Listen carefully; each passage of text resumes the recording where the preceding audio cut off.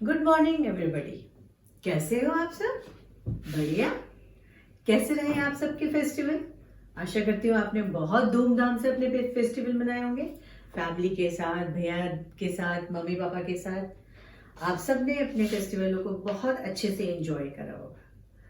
चलिए वापस चलते हैं आज अपनी पढ़ाई की ओर।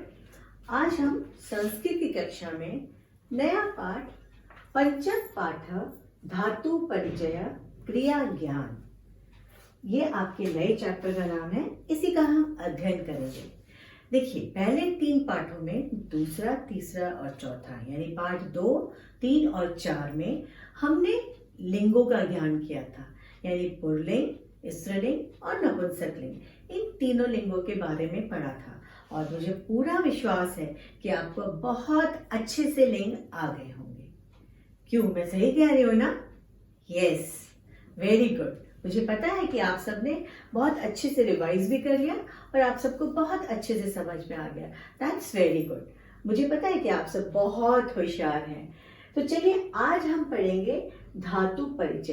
देखो बच्चों, लिंग के बारे में और वचन के बारे में आपको हमेशा याद रखना है कि 3 लिंग और 3 वचन होते हैं, जो कि आपको आगे यही काम आने। इसीलिए मैंने आपको बार बार लिंग और वचन के बारे में आपको बता रही थी, रिवाइज करा रही थी, क्योंकि वो आपको जानना बहुत जरूरी है, जिससे कि आप आगे के चैप्टर्स को आसानी से समझ पाएंगे।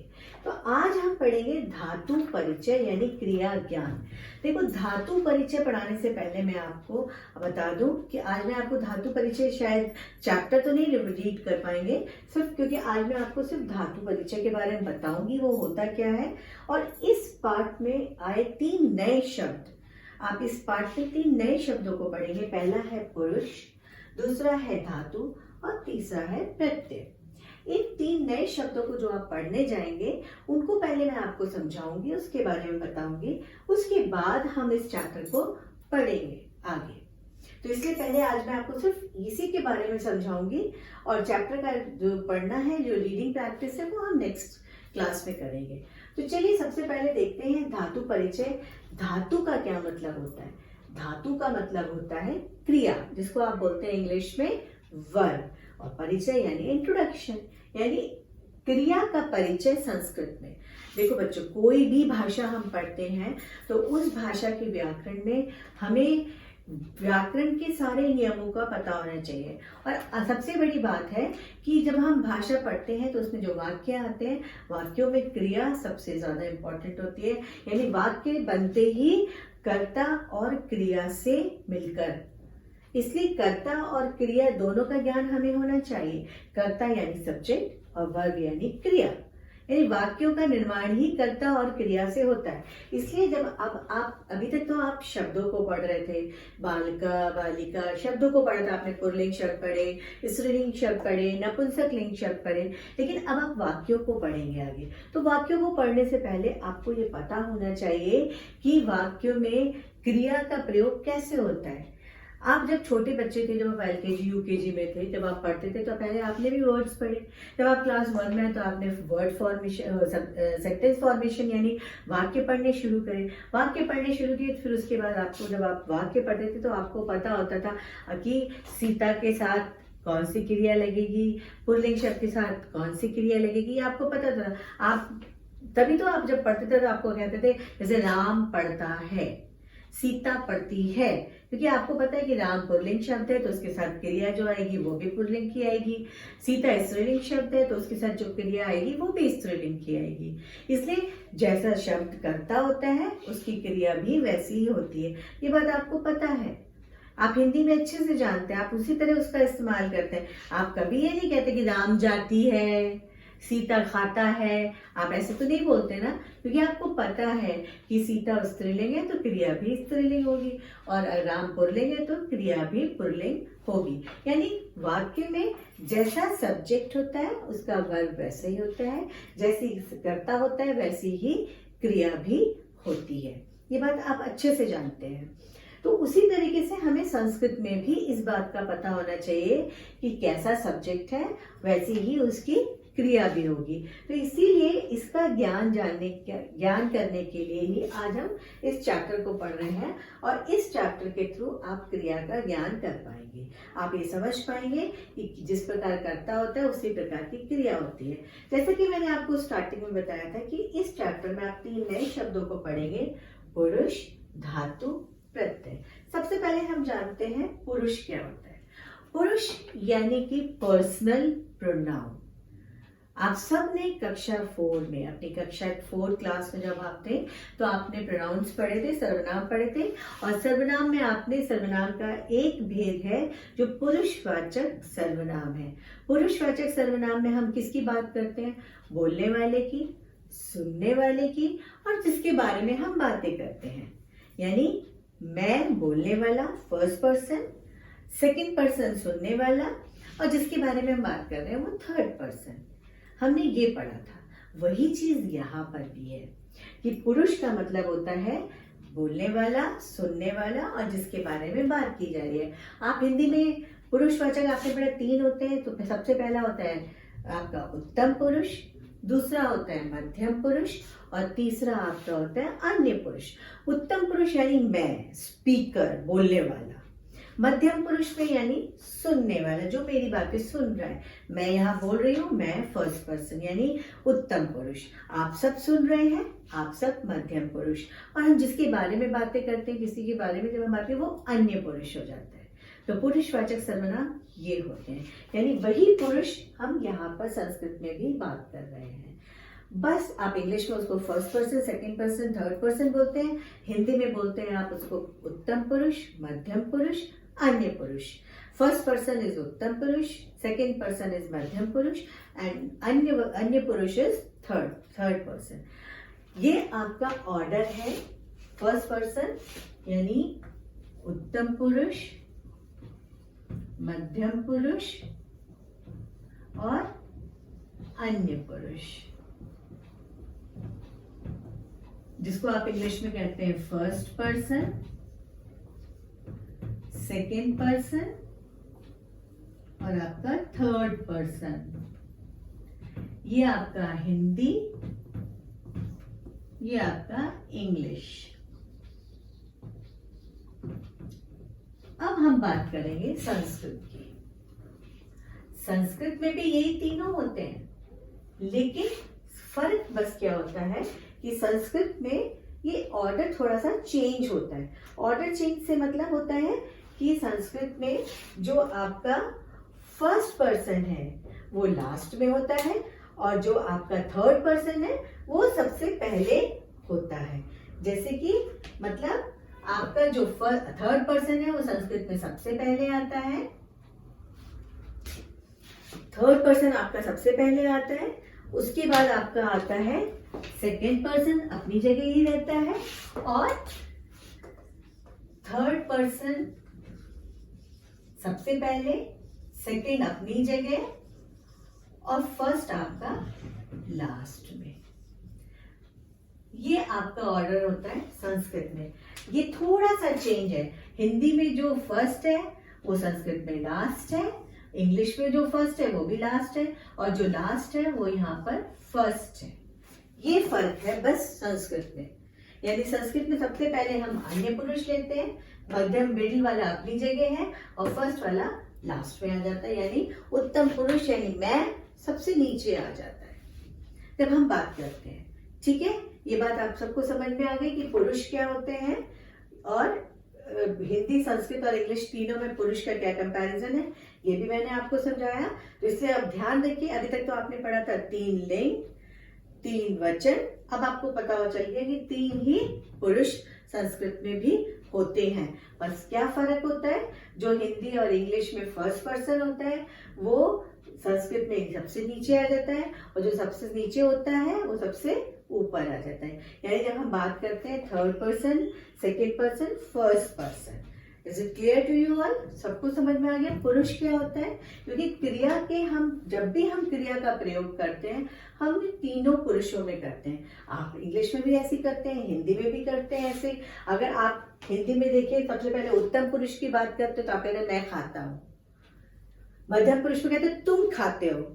यहाँ तुम खाता हो तो नहीं बोलते हो, क्योंकि मध्यम पुरुष तुम है और तुम के साथ अलग क्रिया इस्तेमाल होती है, मैं के साथ अलग क्रिया इस्तेमाल होती है, क्रिया का रूप अलग होता है। और अन्य पुरुष यानी वह, तो वह खाता है, वहां तो आप ये नहीं बोलते वह खाता हूं, क्योंकि हर एक पुरुष में क्रिया का रूप बदल जाता है। वैसे ही संस्कृत में भी होता है, हर पुरुष में क्रिया का रूप बदल जाता है। इसीलिए हमें क्रिया का, जब भी हम क्रिया को पढ़ेंगे तो हमें क्रिया के सारे रूपों का ज्ञान तीनों पुरुषों में होना चाहिए। इसीलिए मैंने आपको बोला था सबसे इंपॉर्टेंट है पहले पुरुष को समझना, क्योंकि जब आप क्रिया का प्रयोग करना शुरू करेंगे तो क्रिया का प्रयोग हम तीनों पुरुषों में, यानी थर्ड पर्सन, उत्तम पुरुष, मध्यम पुरुष और अन्य पुरुष, तीनों में करेंगे। इसलिए आपको पहले तीनों पुरुषों का ज्ञान होना चाहिए। जैसे कि आप सबको अभी मैंने बताया था कि फर्स्ट पर्सन यानी मैं, स्पीकर, सेकंड पर्सन तुम, सुनने वाला, और थर्ड पर्सन वह है, यह है जिसकी हम बारे में बातें करते हैं। सेम चीज इसमें भी है, फर्स्ट पर्सन मैं, सेकंड पर्सन तुम और थर्ड पर्सन जिसके बारे में हम बात करते हैं, यह है, वह है, कोई भी। ठीक है, तो लेकिन बस फर्क क्या है, ऑर्डर का फर्क है कि फर्स्ट वाला लास्ट, लास्ट वाला first. This is the only change in Sanskrit, so keep remember that. Okay, दूसरी चीज आती है अब धातु। अभी आप यही चैप्टर का आपका नाम भी है धातु। अब तो आपको पता चल गया वो धातु का मतलब क्रिया होता है, लेकिन बात आती है कि इतना ही काफी नहीं है, लेकिन आपको ये समझना आना चाहिए कि क्रिया आखिर बनती कैसे है। ये बात आपको सबको पता होनी चाहिए कि क्रिया कैसे बनती है। धातु इस क्रिया, लेकिन धातु से क्रिया बनती है, तो इसलिए आपको धातु पता होना चाहिए कि धातु क्या होता है। अब हम बात करेंगे धातु की। धातु क्या होता है? धातु क्रिया का मूल रूप होता है, यानी जिनसे क्रिया बनती है। देखिए, आप सब अपने घर में रहते हैं, आपको पता है कि घर ऐसे बन गया? नहीं। अगर मैं आपसे पूछूं घर कैसे, आप जिस घर में रहते हैं वो कैसे बना, तो आप कहेंगे मैम घर तो ईंट, पत्थर, लोहा, लकड़ी, सीमेंट, बदरपुर, ये सब चीजों से मिलकर घर बना है।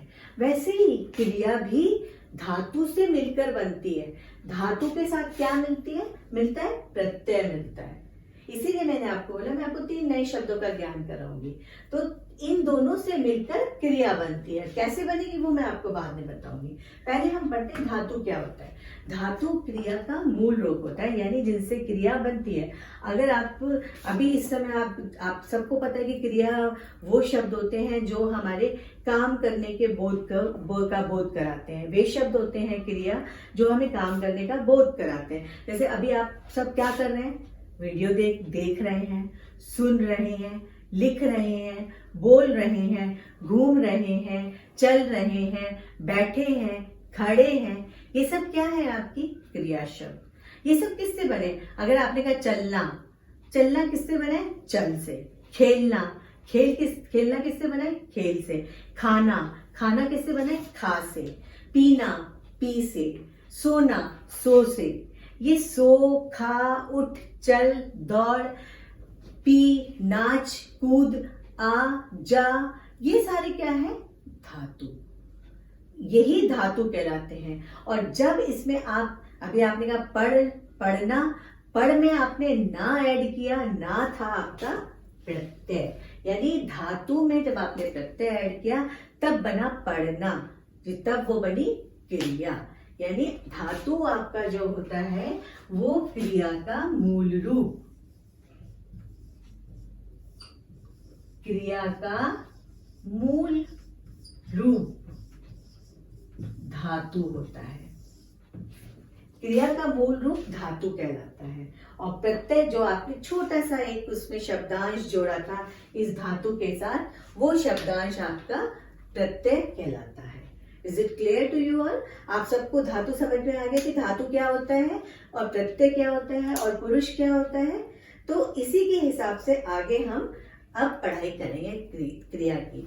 तो आपको जैसे मैंने अभी बताया कि आपके प्रत्यय, धातु प्लस प्रत्यय करके क्रिया बनती है। तो देखिए, धातु plus Pratyaya is equal to क्रिया। अब मैं आपको एक एग्जाम्पल देती हूँ। अभी आपको हिंदी में बताया, जैसे कि आपको हिंदी की क्रिया बताई, तो आपने कहा लिख। लिख ये आपका धातु है, इसमें आपने ऐड कर दिया ना, तो क्या क्रिया बन गई? वेरी गुड, हाँ, लिखना। अगर आपने इस लिख में ता ऐड कर दिया तो क्या बन गया? लिखता। देखा आपने? ना, ता, लिख। लिख तो ये धातु है, लेकिन आपने ना और जो ता, छोटे छोटे शब्दांश ऐड करे, ये आपके थे प्रत्यय। और याद रखिए, ये जो शब्दांश पीछे लगते हैं वो प्रत्यय कहलाते हैं। और प्रत्यय हमेशा किसी भी शब्द के पीछे लगता है और एक नया शब्द बनाता है, वो प्रत्यय कहलाता है।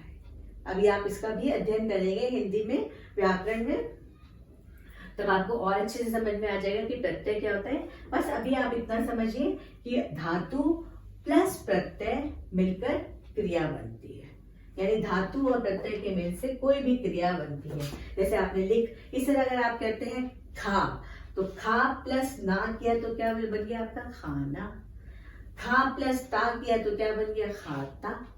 तो इस तरीके से खाना, खाता, खाएगा, ये सब क्रियाएं किसके मेल से बनी है? धातु और प्रत्यय। यानी क्रिया के लिए धातु और प्रत्यय का होना बहुत जरूरी है। जैसे कि ये हिंदी में जरूरी है, वैसे ही संस्कृत में भी जरूरी है। संस्कृत में भी पहले धातु। अब हम जो पढ़ेंगे, मैं आपको अभी तो हिंदी के आपको धातु बताए थे, लिख, पढ़, खा, चल, सो, उठ, बैठ, ये सारे हिंदी के थे। वैसे ही संस्कृत में भी होते हैं, लेकिन आपको बस पता होना चाहिए कि संस्कृत में हम खाने को क्या बोलते हैं, लिखने को क्या बोलते हैं, दौड़ने को क्या बोलते हैं, ये सब आपको पता होने चाहिए। तो आप संस्कृत है, इसीलिए इसका ज्ञान आपको जरूर होना चाहिए कि धातु क्या होते हैं, वो पढ़ना आपको पड़ेगा, कि धातु के आपको मूल रूप याद करने पड़ेंगे। जैसे अगर हम कहते हैं पढ़ना, संस्कृत में पढ़ को बोलते हैं पठ। संस्कृत में पढ़ को बोलते हैं पठ। याद रखिए, धातु क्रिया का मूल रूप होता है, इससे जब भी हम लिखते हैं तो उसमें हलन जरूर लगता है। जैसे हम बोलते हैं बोलना, तो बोल को संस्कृत में क्या बोलते हैं? वद। इसी तरह अगर आप देखें दौड़, दौड़ को बोलते हैं धाव। इनमें अगर हम प्रत्यय लगाएं, प्रत्यय भी हम संस्कृत के ही प्रत्यय लगाएंगे, यानी अगर हमारा संस्कृत का प्रत्यय है सबसे पहले ती, तो हमने इसमें ती लगाया तो ये क्या बन गया? पठती। ये पठती जो बना, ये हमारी क्या है? क्रिया। ये हमारी क्रिया है। Is it clear to you all? सबको समझ में आ रहा है? पठ धातु, ती प्रत्यय मिलकर क्या क्रिया बनी? पठती। इसी तरह वद में भी अगर हम ती लगाते हैं तो क्या बन जाएगा? वदती। धाव में लगाएंगे तो धावती। लेकिन एक बात ध्यान देने की है, जब इसमें प्रत्यय मिल जाता है तो आपका ये विसर्ग गायब हो जाता है, वो विसर्ग वहां से हट जाता है। तो आप सबको समझ में आया कि कैसे धातु प्लस प्रत्यय मिलकर क्रिया बनती है, चाहे वो हिंदी में हो चाहे वो संस्कृत में हो। तो क्रिया बनने के लिए सबसे इंपॉर्टेंट है धातु हो, प्रत्यय हो और वो क्रिया बन जाती है। सबको समझ में आया? आप सबको ये बात समझ में आ गई? यानी क्रिया के बारे में जानने के लिए जब भी हम क्रिया का प्रयोग करते हैं तो हम पुरुष में करते हैं, पहली बात। दूसरी बात, जो भी क्रिया होती है वो तीनों लिंगों, तीनों पुरुषों में, तीनों वचनों में प्रयोग की जाती है और काल के हिसाब से प्रयोग की जाती है। तो जैसा काल होता है क्रिया वैसे ही होती है। यही चीज आप हिंदी में भी पढ़ते हैं, संस्कृत में भी ऐसी है, इंग्लिश में भी ऐसी है। जो भी काल, अगर आप प्रेजेंट टेंस पे बात करते हैं तो आप कहते हैं खाता हूँ, खाती हूँ, जाता हूँ, जाती हूँ। आप भूतकाल में बोलते हैं तो आप बोलते हैं गया था, खाया था, आया था। ये सारी था में बात होती है। और जब आप फ्यूचर टेंस यानी भविष्य काल की बात करते हैं तब आप कहते हैं खाऊंगा, जाऊंगा, करूंगी, नाचूंगी, खेलूंगी, पढ़ूंगी। ये सारे आपकी भविष्य। तो आपने कहा तीनों कालों में क्रिया का रूप बदलता जा रहा है। सेम चीज संस्कृत में भी होगी कि काल के हिसाब से बदलती जाएगी। इसलिए पुरुष में भी आपको मैंने बताया था कि कैसे पुरुष में भी क्रिया बदलती जाती है, वैसे ही इसमें भी संस्कृत में भी बदलेगी। इसीलिए जब भी हम क्रिया का प्रयोग करेंगे तो तीनों पुरुषों में करेंगे और तीनों वचनों में करेंगे। ये बात बहुत ध्यान रखिएगा कि संस्कृत में जब भी हम क्रिया का प्रयोग करेंगे तो तीनों पुरुषों में और तीनों वचनों में ही किया जाएगा। इसीलिए मैंने आपको सबसे पहले बोला था कि क्रिया जानने से पहले आज हम पहले पढ़ेंगे पुरुष धातु प्रत्यय। तो यानी आप सबको पता चला कि संस्कृत में 3 पुरुष, 3 लिंग और 3 ही वचन होते हैं। 3 लिंग स्त्रीलिंग, पुल्लिंग, नपुंसकलिंग, 3 वचन, एक वचन, द्विवचन, बहुवचन और 3 पुरुष। सबसे पहले आएगा अन्य पुरुष, मध्यम पुरुष और प्रथम पुरुष। थर्ड पर्सन सबसे पहले, सेकंड पर्सन फिर first person. Is it clear to you all? I hope you all are understanding it. क्योंकि बेटा आपको ये सारी बातें बहुत ध्यान से समझनी है, तभी आप चैप्टर को अच्छे से समझ पाओगे। नेक्स्ट आता है आपका धातु। धातु क्रिया का मूल रूप होता है जिसमें हम प्रत्यय ऐड करके क्रिया बनाते हैं। इस तरह क्रिया बनती है और क्रिया वे शब्द होते हैं जो हमें काम के करने का बोध कराते हैं। क्रिया का प्रयोग हम पुरुष एवं काल के अनुसार करते हैं। काल यानी टेंस, वो जिस टेंस में होता है क्रिया उसी के हिसाब से प्रयोग में लाई जाती है। क्योंकि आपने अभी संस्कृत पढ़नी शुरू करी है, इसलिए इस सबसे पहले आप सिर्फ वर्तमान काल की क्रिया ही पढ़ेंगे। और वर्तमान काल की क्रिया के साथ सबसे पहले सिर्फ आप थर्ड पर्सन यानी थर्ड पर्सन में हम कौन सी क्रिया का इस्तेमाल करते हैं, तीनों वचनों में हम उसी का ज्ञान, आज उसी की पढ़ाई करेंगे। लेकिन चैप्टर आज मैं नहीं पढ़ाऊंगी क्योंकि आपको आज सब इतना ही समझाया है। इस बात को आप अच्छे से समझ लीजिए और इस बात को ध्यान रखिए। वीडियो को 2-3 बार सुनिए, फिर जब आप चैप्टर पढ़ेंगे तो आपको अच्छे से समझ में आएगा कि इस चैप्टर में क्या लिखा हुआ है। तो यानी जो आप इस चैप्टर में पढ़ेंगे तो वो हम सिर्फ थर्ड पर्सन यानी थर्ड पर्सन में कौन सी क्रिया का इस्तेमाल होता है और कौन से काल, सिर्फ प्रेजेंट टेंस, हम सिर्फ प्रेजेंट टेंस में ही क्रिया का प्रयोग करेंगे। हमें सिर्फ प्रेजेंट टेंस में थर्ड पर्सन यानी अन्य पुरुष के तीनों वचनों में क्रिया का प्रयोग करना सीखना है। Is it clear to you all? तो हमको इस पार्ट में यही पढ़ना है। उसके बाद आगे पार्ट में हम सेकेंड और फर्स्ट पर्सन पढ़ेंगे, लेकिन तीनों वचनों में यानी एक वचन, द्विवचन, बहुवचन, यानी इन तीनों वचनों में अलग अलग थर्ड पर्सन में हम कैसे क्रिया के रूपों का इस्तेमाल करेंगे, प्रयोग करेंगे, ये आपको पढ़ना है और ये आपको क्रिया में सीखना है। तो देखो बच्चों, आप क्या सीखोगे क्रिया में? सबसे पहले सीखोगे आपको प्रेजेंट टेंस में क्रिया का रूप सीखना है, तीनों वचनों में, तीनों पुरुषों में। सबसे पहले हम पढ़ेंगे थर्ड पर्सन यानी अन्य पुरुष में क्रिया का तीनों वचनों में रूप पढ़ेंगे और क्रिया कैसे बनेगी वो पढ़ेंगे। तो आज हम बस आपको इतना ही बताएंगे। बस मैं आपको थर्ड पर्सन के क्रिया के रूप आज समझा देती हूँ कि वो कैसे बनते हैं तीनों वचनों में, किस तरीके से बनेंगे क्रिया के तीनों रूप। तो वो आज हम सीख लेते हैं, फिर हम चैप्टर बाद में पढ़ेंगे। तो क्रिया की जो थर्ड पर्सन यानी क्रिया का जो थर्ड पर्सन यानी अन्य पुरुष,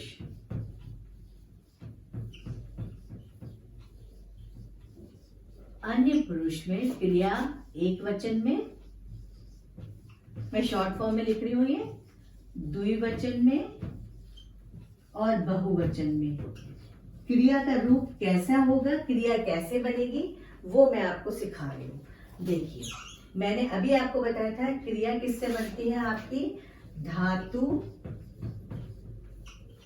प्लस प्रत्यय, इससे बनती है। तो चलिए हम धातु ले लेते हैं, पट धातु ले लेते हैं। प्रेजेंट टेंस में यानी वर्तमान काल में, प्रेजेंट टेंस यानी वर्तमान काल,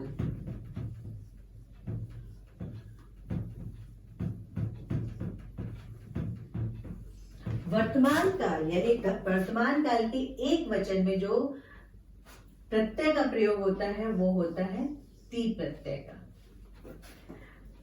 द्विवचन में जो प्रयोग होता है प्रत्यय वो होता है त, और बहुवचन में जो प्रत्यय प्रयोग होता है वो है अंति।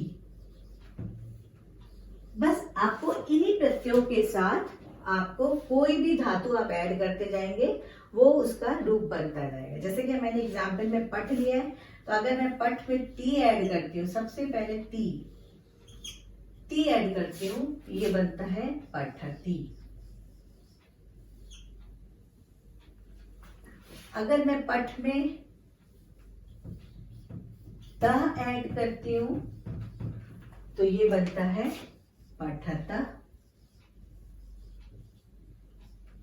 आप ध्यान रखिए, हर बार ये हलंत गायब हो जाता है जब भी हम प्रत्यय के साथ मिलाकर क्रिया को लिख देते हैं, और लास्ट आता है आपका पठ प्लस अंति, तो आपका बन जाता है पठंती। आपने देखा यहां भी ठ में से हलंत गायब हो गया और साथ में ये अ भी गायब हो गया, क्योंकि ये अ भी ठ के साथ मिल गया, तो बन गया आपका पठंती। यानी अन्य पुरुष में प्रेजेंट टेंस में क्रिया का रूप कैसे चलता है? पठती, पठता, पठंती। ये तो मैंने आपको पठ के एग्जाम्पल के साथ बताया। चलिए, आप अगर से आपसे कहते हो कि आप वद के साथ बोलिए, तो आप बोलेंगे वद में ती लगाएंगे तो क्या बनेगा? वदती। ता लगा दिया तो वदता, और अंति लगा दिया तो वदंती। अगर आप लिख का बोलेंगे, लिख, तो लिखती, लिखता, लिखंती। हंस बोलेंगे, हंसती, हंसता, हंसंती। अगर आप बोलेंगे पिब, पिबती, पिबता, पिबंती। बोलना, वदती, वदता, वदंती। दौड़ना, धावती, धावता, धावंती। जाना, गच्छति, गच्छता, गच्छन्ति। आपको बस संस्कृत में धातु याद करने हैं कि हम बोल को क्या बोलते हैं, जाने को क्या बोलते हैं, आने को क्या बोलते हैं, लाने को क्या बोलते हैं, कूदने को क्या कहते हैं संस्कृत में। आपको ये सारे वर्ड याद करने पड़ेंगे धातु के, और बाकी तो बस आप इतना ही बेस फॉर्म याद कर लीजिए, ती, त, अंति। यानी एक वचन में ती, द्विवचन में त, बहुवचन में अंति। बस इतना याद रखेंगे तो आप कोई भी धातु रूप के साथ आप क्रिया का अन्य पुरुष में प्रेजेंट टेंस में तीनों रूपों में, तीनों वचनों में आप उसका रूप बनाना सीख जाएंगे। सिर्फ आपको तीता अंति याद रखना है और आपको साथ में धातु याद रखने हैं। जैसे मैंने अभी आपको सारे एग्जाम्पल बताए, पढ़ती, पढ़ता, पठंती, वदती, वदता, वदंती, हंसती, हंसता, हंसंती, लिखती, लिखता, लिखंती, गच्छति, गच्छता, गच्छन्ति, चलती, चलता, चलंती, धावती, धावता, धावंती, खादती, खादता, खादंती, नमती, नमता, नमंती। आप देख रहे हैं मैंने कोई भी चेंज नहीं किया, सारे में एक जैसे ही बोल रही हूँ, और सिर्फ किसकी वजह से? क्योंकि मुझे ती, ता, अंति आता है और कैसे इनका प्रयोग करना है ये आपको अभी यहाँ सिखाया मैंने। इसी प्रयोग के साथ मुझे सारे याद है, आप भी ऐसे याद कर सकते हैं। तो आशा करती हूँ कि आपको ये बहुत अच्छे से समझ में आ गया होगा। आप मेरे इस वीडियो को, जो मैं समझाने वाले ये वीडियो आपको जो दे रही हूँ अभी आज, उस वीडियो को आप बड़े ध्यान से सुनिएगा, ध्यान से समझने की कोशिश करिएगा, तो आपको हर चीज बहुत अच्छे से समझ में आएगी। क्रिया कैसे बनाते हैं, प्रेजेंट टेंस में क्रिया के तीनों वचनों में कैसे रूप चलते हैं, पुरुष कितने होते हैं, पर अन्य पुरुष में हम कैसे क्रिया का रूप चलाते हैं, ये सब आपको अच्छे से समझ में आ जाएगा। दूसरी इंपॉर्टेंट बात इस चैप्टर में जो है, धातु दो तरीके से होते हैं, एक परिवर्तनीय धातु होते हैं, एक अपरिवर्तनीय। परिवर्तनीय का नाम से समझ में आ रहा है कि जिनमें चेंजेस आ जाते हैं, और अपरिवर्तनीय जिनमें चेंजेस नहीं आते धातु के रूप में। वो आप समझेंगे तब जब आपको धातु पता होंगे, क्योंकि आपको धातु उसमें याद करने पड़ेंगे कि लिख को क्या बोलते हैं, बोल को क्या बोलते हैं। ये जब आप जान जाएंगे तो आपको, जब आपको इन सब के बारे में अपनी बुक में आपको पढ़ाऊंगी, एग्जाम आपकी बुक में जो दिए हुए हैं, जब उनको पढ़ूंगी तब मैं आपको समझाऊंगी कौन से आपके परिवर्तनीय है और कौन से अपरिवर्तनीय धातु है आपके। अपरिवर्तनीय में परिवर्तन नहीं होता, परिवर्तनीय में परिवर्तन हो जाता है। एक एग्जाम्पल के साथ में इतना भी आपको बताती हूँ, जैसे अगर पढ़ने का है पठ, तो इसका जब मैंने रूप बनाया तो पठती, पढ़ता, पठंती, जैसा बोला वैसा ही लिखा। लेकिन अगर मैं बोलती हूँ पा, पा का मतलब होता है पीना, पा का मतलब होता है पीना, लेकिन यहाँ पे पाती पाता नहीं चलता। पा, पा का मतलब होता है पीना, लेकिन जब हम इसका धातु रूप यानी क्रिया में रूप चलाते हैं तो ये चलता है पिब, यानी पा का रूप चलता है पिबती, पिबता, पिबंती। पाती पाता पाती नहीं चलता, क्योंकि इसका रूप पा धातु पिब में बदल जाता है, तब उसका रूप बदलता है। इसीलिए पट तो एज इट इज चला, ये अपरिवर्तनीय धातु, लेकिन पा का रूप बदल गया, इसलिए ये परिवर्तनीय धातु है। इसीलिए मैंने आपको बताया कि दो तरह के धातु होते हैं, एक परिवर्तनीय और दूसरा अपरिवर्तनीय। तो ये आपका परिवर्तनीय है और ये आपका अपरिवर्तनीय है।